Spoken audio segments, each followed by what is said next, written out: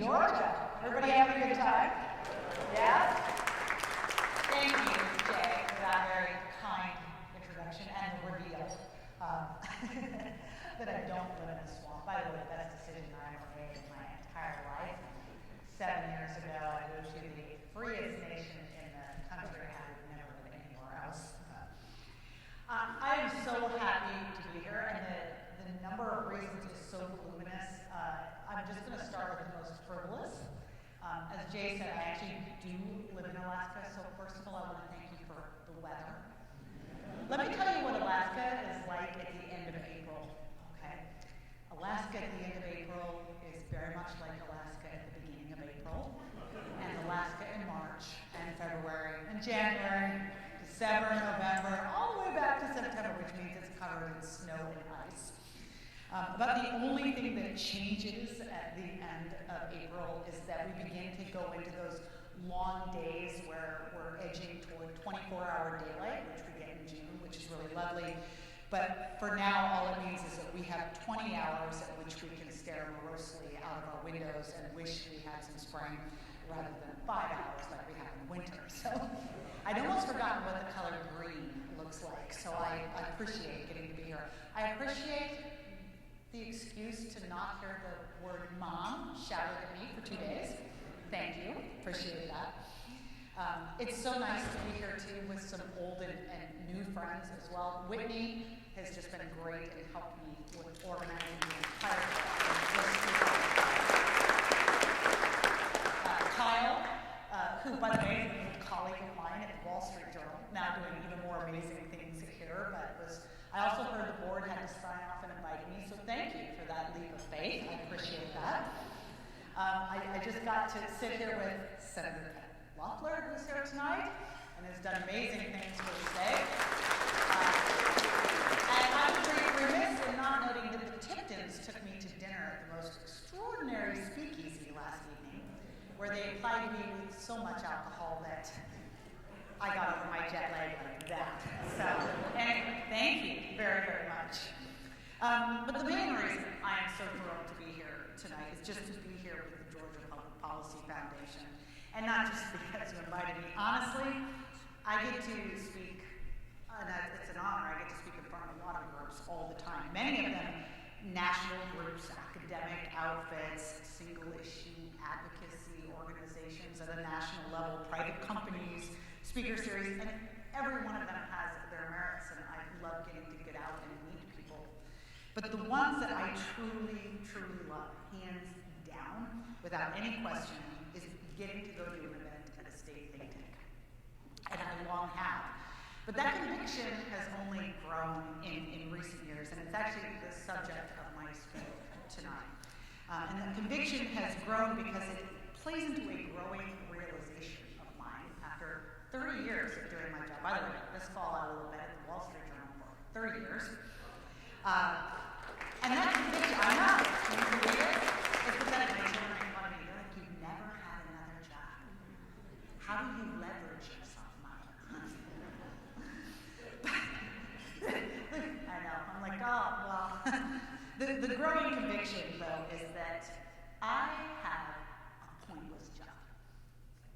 And you're all sitting there quietly in a moment. I want to make clear what I'm trying to say. It's not that it is the greatest honor in the world to sit on the board of the Wall Street Journal.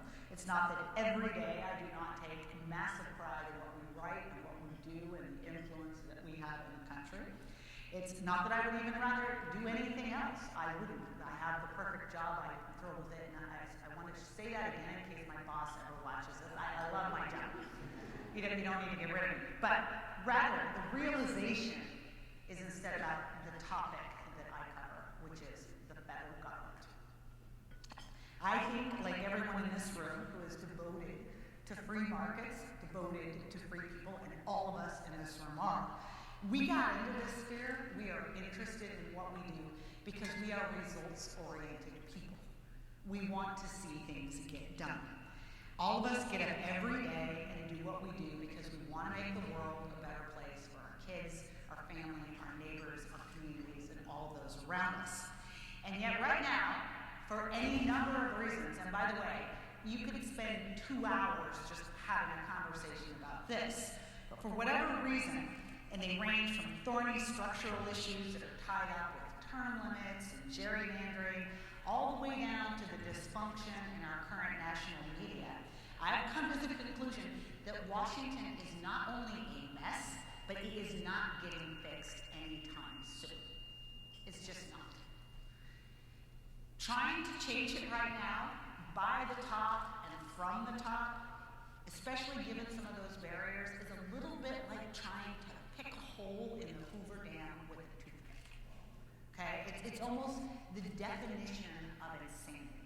Doing the same unsuccessful thing over and over again and hoping that you get a different result. Just let's think about the Beltway swamp for a few minutes. All of us in this room, it wouldn't take us long to come up with a list of the exact things we needed to do to make things better. I would wager that a significant majority of the country would in fact agree with that list. We need to rein in spending.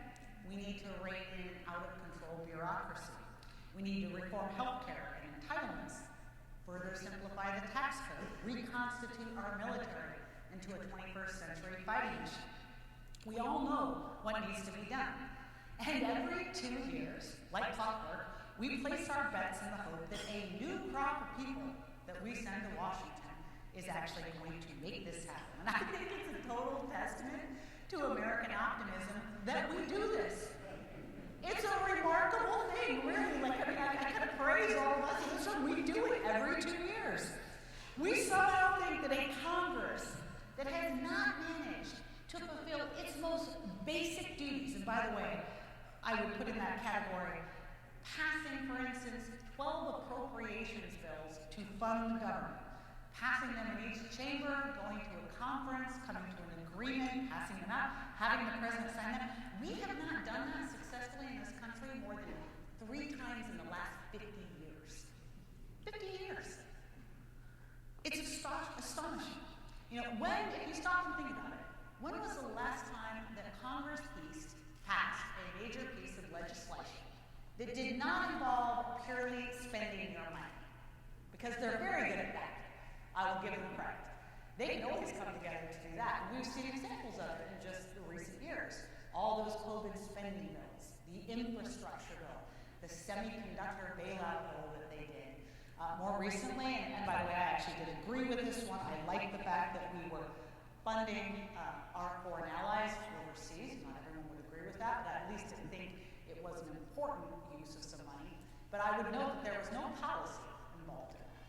It was really a funding bill. If you think about the last time that Congress went out and passed something of consequence that changed the law in this country, that changed the way that something worked, I would argue that the last time that happened was 7 years ago when they passed the Tax Act under Donald Trump.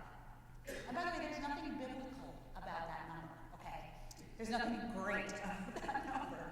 It just has taken them 7 years and they still haven't done anything. If you go back before that, arguably the last time they passed something of consequence, real consequence in terms of policy and legislation, was Obamacare. And even when Republicans owned the House and the Senate and the White House, they couldn't manage to repeal that terrible piece of legislation. We have a Congress that is currently racked by infighting in both the House and the Senate. We have a president who routinely relates to us his conversations with dead people. Really, the only thing in Washington that is working right now is the Supreme Court, thank goodness. And by the way, precisely because they are doing the job that they are supposed to be doing and doing it correctly, that is, refusing to legislate, they cannot fill the vacuum that has been created by the dysfunction in the other branches. And people really feel this. When you go out and you talk to people, they all know it at some level, okay? When I talk, and especially I talk to average people in different audiences, it's always the same thing all over. People will go to give questions, and then they describe the state of the federal government in these almost apocalyptic terms. It's like 93 and collapse of the Western culture and demise of American standing and fiscal ruin. It's like that Ghostbusters line, cats and dogs living together. It's really, really disturbing when you hear it about it. It's kind of a little bit like how I feel when I have a conversation with my teenage daughters. It's sort of like somewhere in between unrelenting hysteria, okay? And I get it. I mean, not my daughters. I will never get teenage daughters. But I get how people feel about this and the sense of disarray, and the people know it's a mess, and we know that we're not fixing it anytime soon. And yet, the thing that is striking to me is that nobody then takes the next logical step. Because when I talk to people and they express this terrible alarm and concern, their next question is, what do we do? How do we fix this? You know, they're watching the news all day, and all it is about national headlines. It's like, what do we do? And they're expecting me to say something profound, like, oh, campaign finance, or the most important thing we need to do is focus on the debt, or something that has to do with the federal government. So they are always completely shocked when I try to relate what I think is, in fact, the next logical step. And I offer my suggestion for what they should, in fact, do with this steamy mess of the federal government. And my answer is this: go to your local school board meeting. Go find out who's running in your district for your state senate. Go figure out who your mayor is and what they're doing and what their agenda is. Go figure out how those retention elections work for the judges that make decisions that affect you every day of your life, and yet nobody puts out any information about these folks and how they ruled and whether or not they deserve to keep their jobs. Okay, get involved with the alumni association at your alma mater, at these colleges that are disintegrating right now in front of us, and stop donating to them until they actually make some real changes where they are.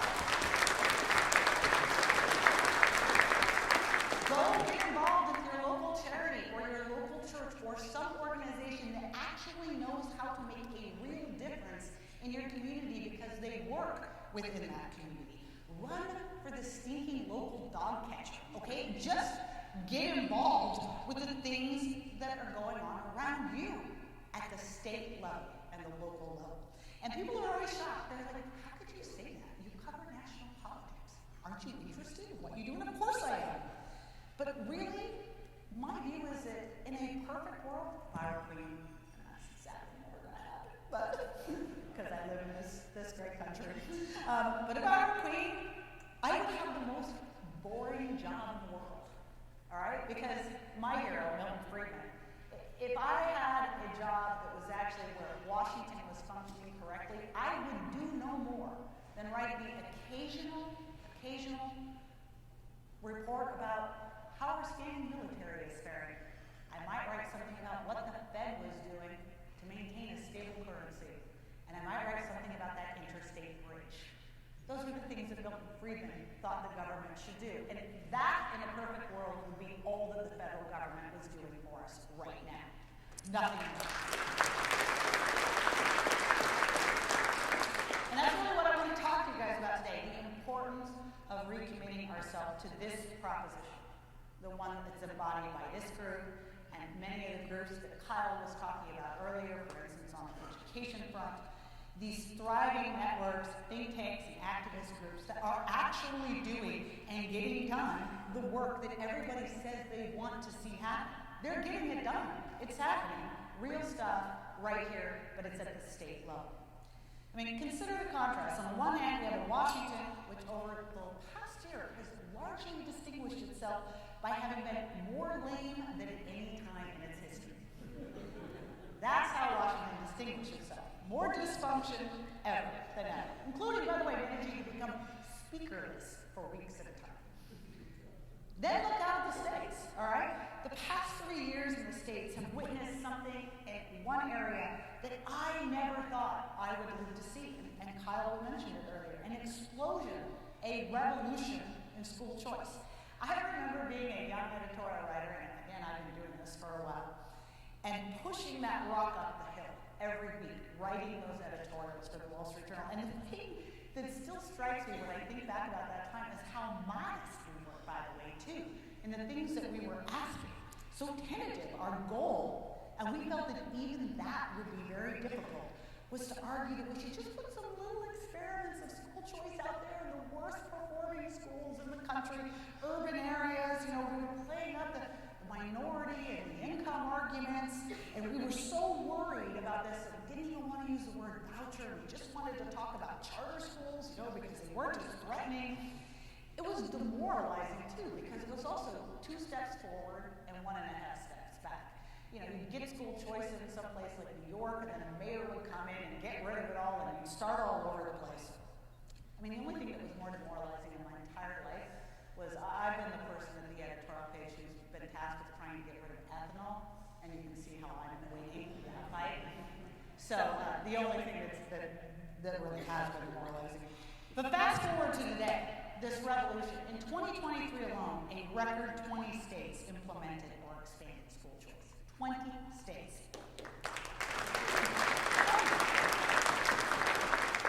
And get this is the even better part. According to EdChoice, there are 74 programs of some form or another providing for choice on the books in 33 states.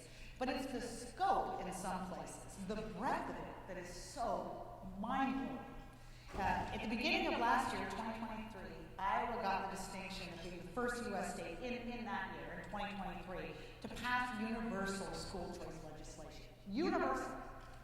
Any kid is entitled to it. It enables the education funding to follow the students. By the end of that year, 10 states now have universal or near universal school choice, either in the form of education savings accounts or voucher programs or tax credits.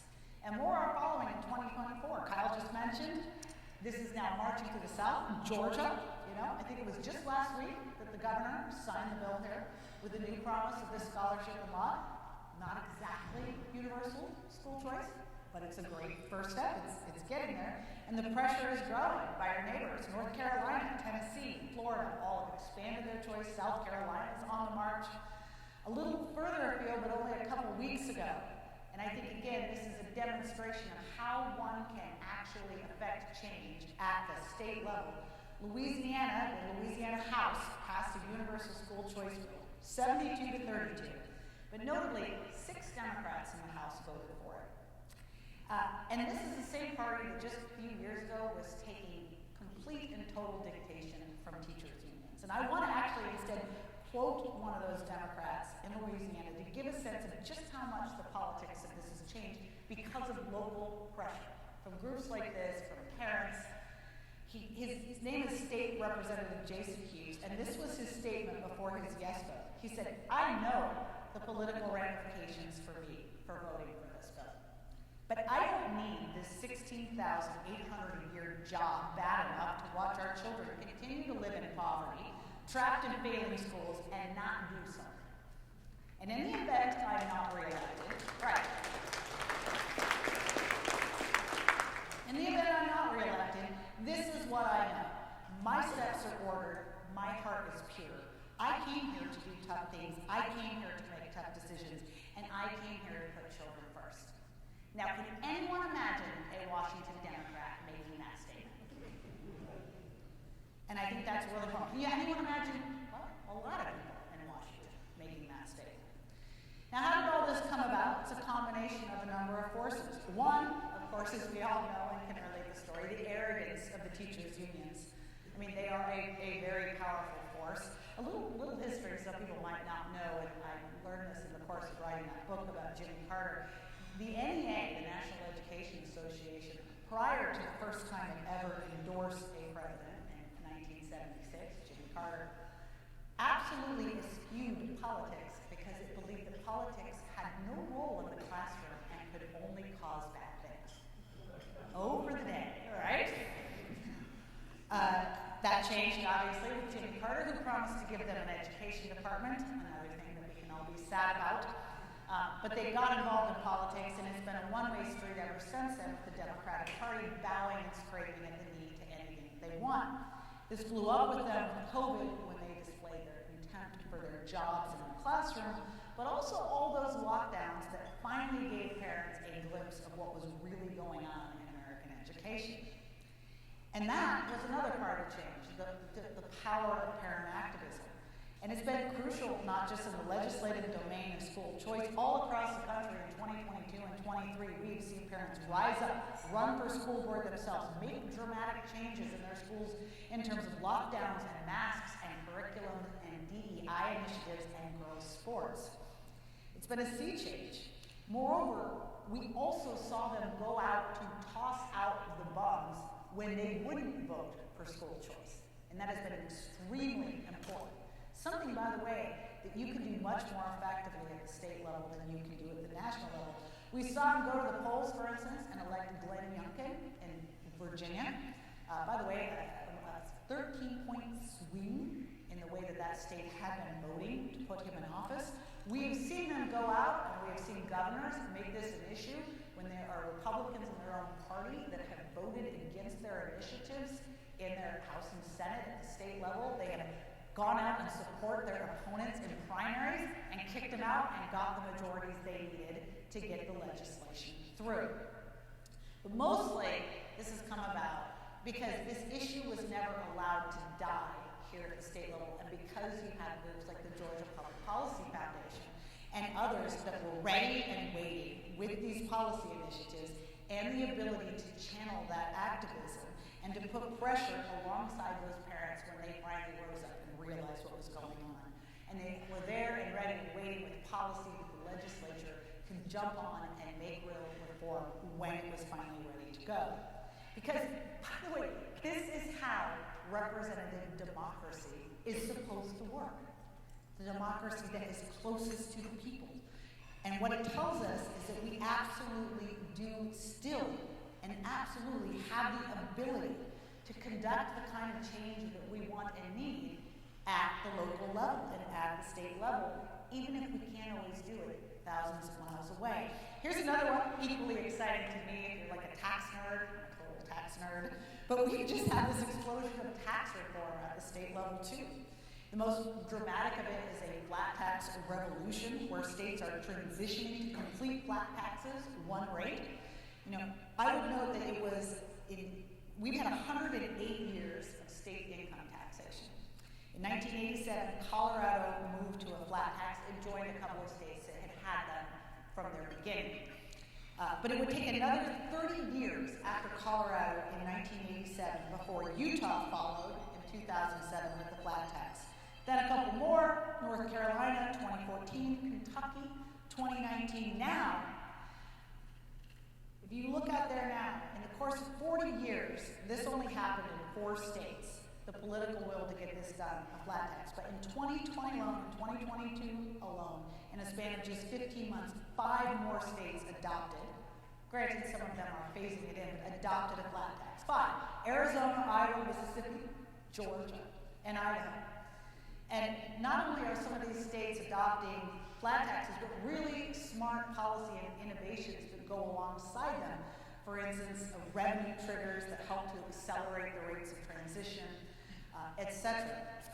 And we now have more than a dozen states with flat income tax rates, joining 9 states that do not have an individual income tax on wage or salary whatsoever.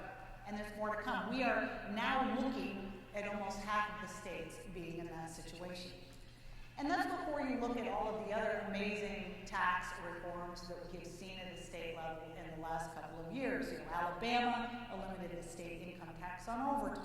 Nebraska limited property taxes and community college property taxes. I didn't even know that was a thing, but never put it above the states to come up with really creative ways to take your money. Texas, historic property tax relief. West Virginia, the largest tax cut in 37 years. And I'm forgetting some here. I'm also not even noting those states that put tax hikes on their ballot, or they were proposed by the legislatures, and because of a rise up of the people in the state, they were put to rest and never happened. These sea changes out there remind us of a really vital truth about the American system. We are a republic, and that means that we compete. And COVID and the lockdowns and all the terrible policies not only required states to think innovatively in order to rescue their economies and get things going again, but it reminded them that Americans have a means of rejecting bad policies that don't just rest at the ballot box. Okay, we always talk about if you don't like it in this country, you can vote. You know what? Americans actually have a more immediate way of expressing their disapproval with things that they do not like in their state. They get their set of wheels and they leave. They walk. And, you know, this was really remarkable. We've all read the stories. The country witnessed mass migration during COVID in the wake of it, and also as a result of some of those school problems. They just got sick of high-tax, regulatory-laden, failing states, and they moved. Packed their cars, packed their U-Hauls, and they went to a happier place. And while a lot of this unhappiness was obviously directed at progressive states and progressive governors and all of their terrible, terrible policies, like those in California and New York, this was also a wake-up call to a lot of governors and legislators in states that actually are liberty-loving and kind of red, or at least purple. Because what they realized, too, is that that moving doesn't only go from California to certain states. If people have moved, maybe they moved to Texas and it's better than California, but they might decide that nonetheless, Georgia's better than Texas. I mean, I'm sure everyone in the room would agree with that sentiment, right? But Florida might be better. Florida might be better than Georgia. You know, Iowa might be better, or even Alaska. Can I note, I would just like to go. We don't have many things that we get to brag about if you're from Alaska, right? Okay. But I would just say that when it comes to taxation, I beat everyone in the room. Not only do I not pay any income tax, the state of Alaska pays me to live in Alaska. And they also pay me for my children to live in Alaska. And no, I don't give them that money because they're lucky to just be alive and exist. Yeah, so come to Alaska, by the way, for the small price of just living 10 months at -40 and daily WUSA tax. You too can say goodbye to income taxes and get paid. That's just education and taxes, okay? But those are two huge, really big things. They're vital. But doesn't include successes and more discrete and vital other important areas. Litigation reform, the restructuring of Medicaid programs, licensing laws. And the area, by the way, too, that's most important to me, even beyond education and taxes, civil liberties, all right? Civil liberties at the state level. Prosperity and great education are vital, but it means nothing if you cannot use them. And if COVID taught us anything, is that being locked in your house will rob you of the ability of just about everything. It shut business, it shut schools. I will never forget Attorney General Bill Barr at the very beginning of this whole dreadful experiment saying that he had great unease about even the suggestion of a federal lockdown or hunker down, because he said that it sounded exactly to him like house arrest. And we know exactly that that is what it turned out to be. So some of these governors didn't just ignore the will of their people, they ignored their own legislatures and then unilaterally extended their powers. And one of the great reforms that we have seen in the last couple of years is states rising up and saying never again, and passing reforms in their legislatures that give them the power to end emergency declarations, to require governments to hold public meetings, to be held to account for their actions, to have enumerated and limited what powers governments can exercise, and to provide individuals and businesses new due process rights in the event of another COVID-like emergency. So I think that has also been this enormous change that we've seen, an important change out in the last couple of years. My bottom line is, if you want to make a change, I mean, compare everything I just talked about to the depression you feel every day when you turn on television and look at Washington. If you want to make a change, care about what's going on in your state, and for a couple of reasons. First of all, it's how it's supposed to work, and we forget that all the time. If you believe in all the things that we claim we believe in, that we say animate us every day, freedom, limited government, states' rights, then that is where you should care most about what's happening. It's the way our system was designed. Obviously, the big reason is it's how it's supposed to work. It frustrates me to no end that even we, the foot soldiers out here in this free market, free people revolution, those who talk about the Constitution and limited government, every time we look and we worry and meditate about what the federal government is doing, every time we think the only problem there is centralized big government, we are giving in to the view on the other side that that's all that matters. That is what is supposed to happen. That the federal government should be in control of every aspect of our life, because they want the federal government to be in control. If you've got one body and you can control it, and they have control over everything, that is the beginning totalitarianism. And it's why our founders very specifically set up the republic that we live in to make sure that never happened. But we, as we sit back and we allow this narrative to just grow, that the federal government is the only and end-all be-all of what we do, we give up that argument to the other side. If you look back for most of this country's history, and again, I was talking about my hero, Milton Friedman, he once noted that all the way back until the 1930s, all the way up until the 1930s, Americans viewed the federal government as primarily a keeper of the peace and an umpire. Nothing more. Nothing more. Federal spending was usually 5% or less of national income. And state-level spending was usually 2 or 3 times that amount. As a side note, spending at all levels of government, combined, federal government and state, rarely rose above 15% of national income. By contrast, in fiscal 2021 alone, federal GDP, the federal spending hit 30% of GDP. 30%. That's just the federal government before you take into consideration what people are paying at state level too. Friedman warned even back in the 1970s that we had become a country that had already started to view the feds as responsible for treating every social and personal ill. And it's only gotten worse since then, and we have to begin actively trying every day to reverse that trend. Not just because it's the way the system is supposed to work, as I just said, but because it's the best guarantee of constitutional liberty in this country. And because it's something that we know can still work. And that's the thing too, is, you look at the federal government, what exactly are you getting for that 30% of GDP? Once again, the great Milton Friedman, he once wrote that if you put the federal government in charge of the Sahara Desert, in 5 years there'd be a shortage of sand.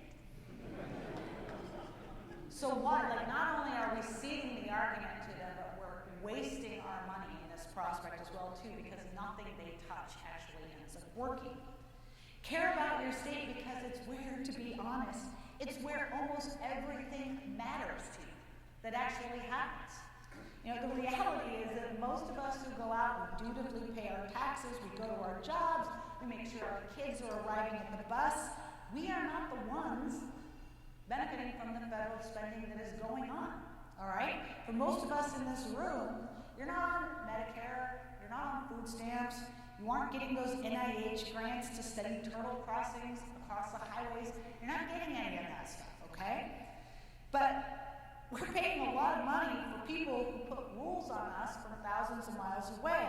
Our day-to-day existence, the things that we care about most, everything that we truly interact with and benefit from, is happening right here in your locality and your state. Whether your roads are dry clear, whether the potholes are filled, the quality of your kids' education, our local economies, whether you can start a business and hire people, our charities, whether you have a functioning hospital and a medical community, your garbage collection.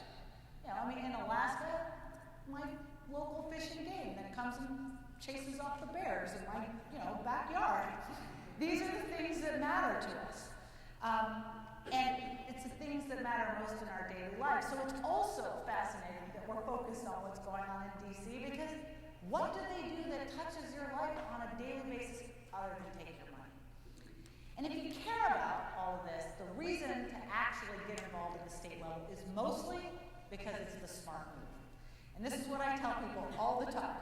You don't want to get something done with real consequences? Yes. Focus it on the states. I appreciate that we did have some real progress at the federal level with the last president when he was there. Came in, did a lot of good policy things.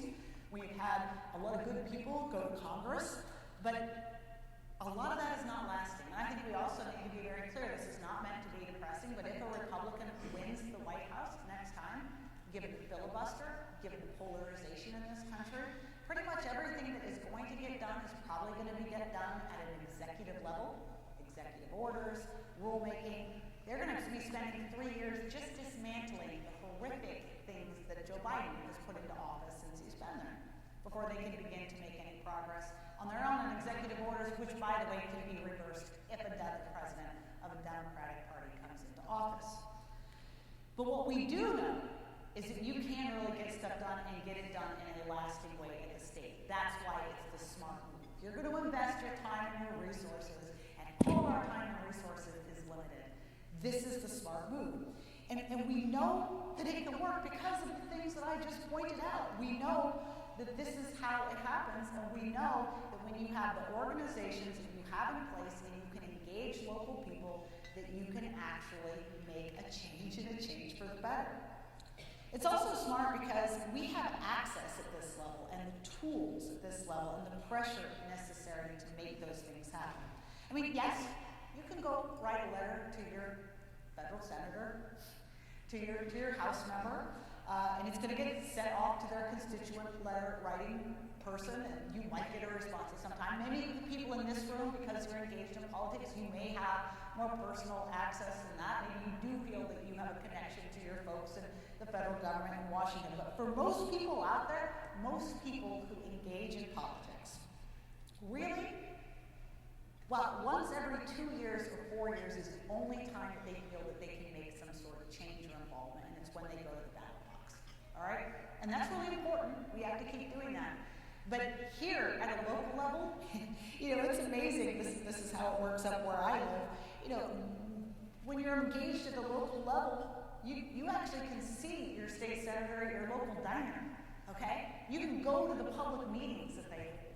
You can go to your city council meeting, go to your school board meeting, and make your voice heard. You cannot do that at a federal level. It's a smart move, too, because as we were discussing, it's the fastest way to spread our movement and our beliefs elsewhere and beyond our borders. America is many things, but it is at its heart entrepreneurial, innovative, and very, very competitive.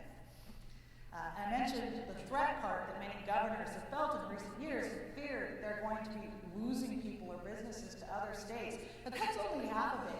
It's not just fear. They just like to win, okay? States like to be better than the neighbors that are around them. And when one state passes something, everyone's like, we got to do that or we got to do it better. It's one of the great things about this country. So if you want to get policies in place and you want to spread that in the quickest way you possibly can, focus on your states. But here's the final reason it's a smart move. Because I have no doubt that many of you who are listening to this are saying, well, yeah, but we still have to care about what happens at the federal government. They're taking all of our money all the time. They're making terrible decisions. Look what Joe Biden has done in our standing in the international stage. Look at the fact that, we've got an EPA that's trying to take away gas, diesel-powered vehicles. Raise your hand if you like that idea. We have to care because it does influence our lives in some way, and you're right. But here's the thing. I would argue is that the only way you fix that at this point is for you to continue this revolution first at home. And in doing so, you do two things. You demonstrate that it works, all right, and you convince more people and convert more people to the cause of those things that we believe in. And we've seen that happen at the state level. I've been very impressed to watch a lot of state think tanks, and Kyle talked about this. You have a flood of new people come into your state. And there's been a new focus by think tanks to not just let those people come and turn their states into the place that they left, but to educate them and make them understand why your state works better, what the policies are that make it effective. But you not only spread those ideas, you not only have the ability to talk to them, but in the process of working at the state and local level, you end up building a really quality bench of politicians that you end up sending off to Washington in the end. People that you can truly trust because you've seen them in operation. They're not a person that the only interaction you had with them was one time when you saw their campaign ad, and that's the one and done time you've ever interacted with them. You know them. You know them from having worked with them. You know them from having contacted them. And you know and you feel more trusting that when they go to D.C., they're going to continue acting and operating the way that you knew them here when they were in your local community. Now, here's the only rub of all of this. Doing that work, re-involving people, refocusing people on a state and local level, it's much harder, okay? Anybody can turn on Fox News and get really annoyed at what's going on with the federal government. Getting local people to come to their local school board meeting can be really hard, because they're busy. And they like to think, people generally like to think that they're engaged in politics, but it's a lot easier to be engaged in politics when you can turn on the news and you're cooking dinner. dinner than it is to actually have to get up and get in your car and go to the meeting and engage. Getting people to do that is really hard. But I will tell you, here's the upside of it. I have long believed that local government, when you do get people to go to that first meeting, it's like crack cocaine. They can't stop. It's completely addictive. Like once you've gone and done it and engaged, and many of you in this room, you would know that. It's just something that you feel very, very passionate about. So what you need to do is just start to get people out there, make them think that it's what they have to do, and go from there. And because the movement will build. And people, once they get involved in that process, they feel a sense of ownership. They feel a sense that they are engaged. It's the only path forward for our country. And that's our challenge right now. And again, I am deeply grateful that there are so many organizations like the Georgia Public Policy Foundation. I truly believe that there are no organizations in the country that on a daily basis accomplish more and do more for what we care about than these local and state activist groups like this that materially improve our constitutional republic and our civic health and the well-being of our citizens better than these organizations. And I'm deeply grateful to everyone in this room. If you are in this room, it means that you care and you understand that at some level and that you are committed to that cause. And I'm very, very honored to be here tonight and get to talk to you all. And I thank you for your time.